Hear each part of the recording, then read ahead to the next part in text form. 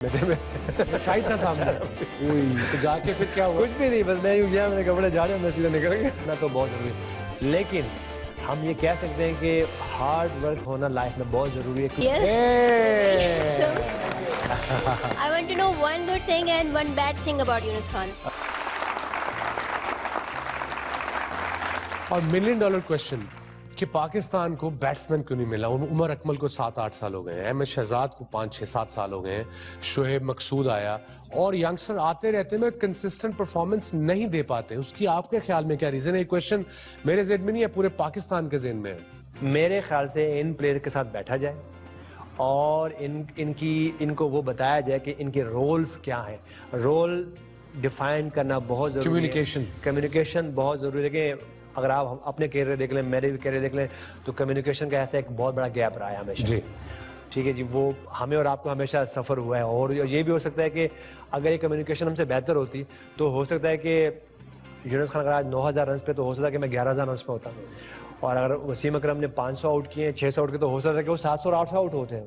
तो ये communication gap तो हमें ख़त्म करना ही करना है और हमने सर्व अच्छा करना है।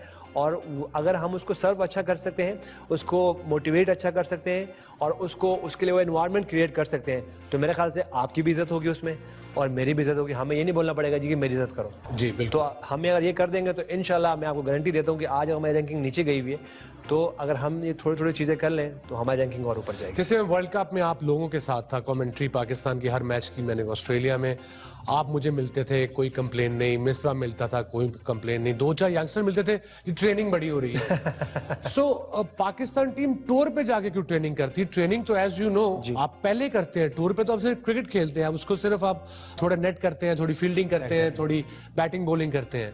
तो टूर पे तो ट्रेनिंग इम्पॉसिबल है फिट होना ना 1 हफ्ते में या 2 हफ्ते में। वैसे में मेरे ख्याल से देखिए वो प्रेशर होता है। अच्छा, हमने देखा होगा कि हम जब अक्सर हम जाते थे, हम कहते थे जी वो ऑस्ट्रेलिया की टीम तो वार्म अप भी नहीं करती। हाँ, हम अक्सर ये बातें करते थे एज अ प्लेयर कि जी वो इंग्लैंड की टीम तो वो तो आते ही मैच शुरू होने से पहले ही 45 मिनट पहले ग्राउंड में आते हैं, 5 मिनट की नॉकिंग करते हैं, वार्म अप करते हैं और मैच स्टार्ट करते हैं। और हम आए हुए 2 घंटे पहले पहले थक गए, ये कर रहे हैं, वो कर रहे हैं। तो एडिशन प्रेशर अपने ऊपर ना रखें। तो मेरे ख्याल से अगर बगैर प्रेशर के खेलेंगे, बी नॉर्मल, हाँ, समवेयर इन द मिडल और बी नॉर्मल। और अर्जुनीस, आपकी नजर में अच्छे कोच में क्या खूबियां होती हैं या होनी चाहिए at this level, at your level?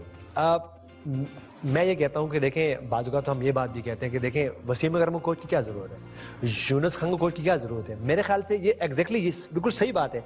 आपको एक ऐसा मैनेज करने वाला मैन मैनेजमेंट वाला प्लेयर इंसान चाहिए जो कि उनको ये पता हो कि जी यूनुस खान जब अंडर प्रेशर हो तो उसको कैसे बूस्ट करना है, हाँ, और उसको वहाँ से उठा के यहाँ कैसे लाना है।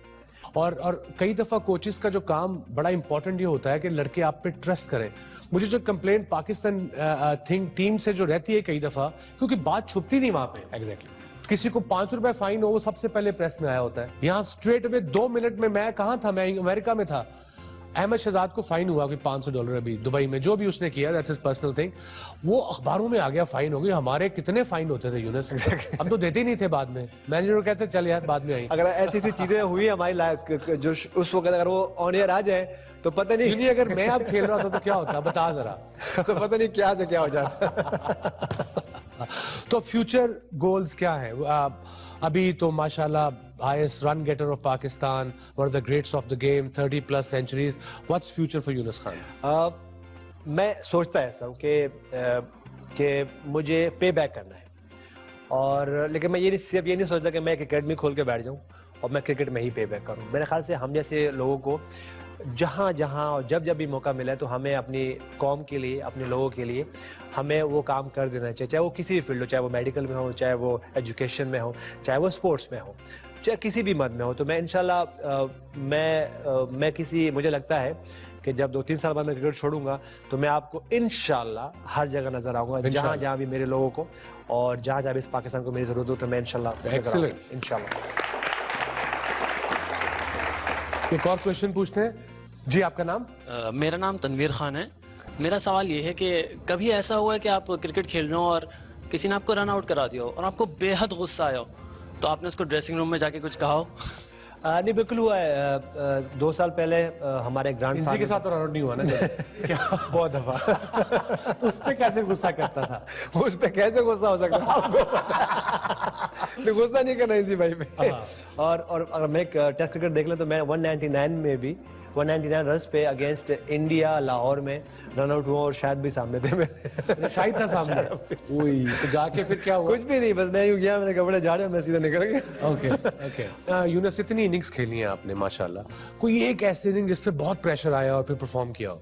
आप कह सकते हैं कि रिसेंटली जब मैं अगेंस्ट ऑस्ट्रेलिया खेला, वो पहली इनिंग खेलने जा रहा था तो यकीन करें वसीम भाई, हमने टॉस जीता दुबई में और 7 रन पे 2 आउट थे। 4 पे तू जाता है? जी, मैं नंबर 4 गया हूँ और 7 रन पे 2 आउट थे। पहला दिन था, टॉस हमने जीता हुआ है, अहमद शहजाद भी आउट हो गए, मोहम्मद हफीज भी आउट हो गए, 7 रन पे 2 आउट। लेकिन वो इनिंग अल्लाह ने करा दी, 100 रन हुए वहाँ पे, उसके बाद फिर एक और 100 हुआ, उसके बाद फिर एक डबल 100 हुआ। तो मेरे हिसाब से कह सकते हैं कि रिसेंटली लास्ट ईयर जब मैं अगेंस्ट ऑस्ट्रेलिया खेला इन दुबई और अबू धाबी में, तो वो ऐसी टीम, एक ऐसा प्रेशर टाइम था जो कि जिससे कुछ भी हो सकता था। अगर मैं नहीं परफॉर्म करता तो शायद मेरी क्रिकेट का कैरियर वहीं पे ख़त्म हो जाता। तो आप कह सकते हैं, हम कह सकते हैं, या मैं कह सकता हूँ कि वो लास्ट ईयर जब मैं अगेंस्ट ऑस्ट्रेलिया खेला तो काफ़ी प्रेशर था, और उसके बाद जब मैंने अचीव किया तो मैंने बहुत शुक्र अदा किया। एंड ऑफ द डे नियत साफ हो तो ऊपर बड़ा भी हेल्प करता है। यही है। कुछ और सवाल पूछते हैं यूनुस खान से हमारी ऑडियंस। Ji please. आप आज तक जो यहाँ तक पहुँचे हैं, इसमें आपकी लक है या ये आपकी हार्ड वर्किंग है? मैं बिल्कुल कहूँगा कि लक का होना तो बहुत ज़रूरी है, इसमें तो कोई शक नहीं है। जब मैं टीम में आया तो उस वक्त वसीम भाई को याद हो के 99-2000 में तो थोड़ी सी कुछ प्लेयर जा रहे थे, कुछ प्लेयर आ रहे थे, तो मेरे टाइम था, मेरा लक था, मेरी फॉर्म भी थी, 1-1.5 सीज़न में मैंने परफॉर्मेंस भी की, तो लक बहुत काउंट करता है। और इत्तेफाक से मैं लकी था कि मैंने पहले वनडे में रन्स किए, पहले टेस्ट मैच में रन्स किए, तो लक का होना तो बहुत ज़रूरी है।